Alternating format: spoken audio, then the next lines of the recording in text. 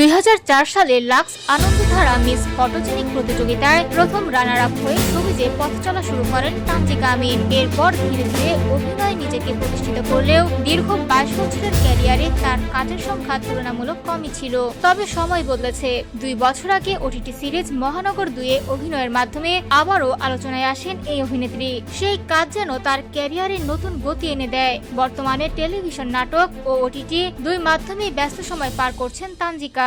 অভিনয়ের পাশাপাশি ব্যক্তিজীবন নিয়েও একসময় বেশ আলোচনায় ছিলেন তিনি। 2011 সালে স্থপতি এনামুল করিম নির্ঝরের সঙ্গে বিবাহ বন্ধনে আবদ্ধ হন তানজিকা। তবে সেই সম্পর্ক বেশি দিন টেকেনি। মাত্র 2 বছরের মাথায় ঘটে বিচ্ছেদ। বিচ্ছেদের কারণ নিয়ে নানা গুঞ্জন থাকলেও সম্প্রতি এক সাক্ষাৎকারে নিজেই বিষয়টি পরিষ্কার করেছেন এই অভিনেত্রী। তিনি বলেন, দুজন ভালো মানুষ হয়েও আমরা একসঙ্গে ভালো থাকতে পারিনি। নির্ঝর খুব ভালো মানুষ, সে এখন নিজের জীবনে ভালো আছে, আমিও আমার জায়গায় ভালো আছি।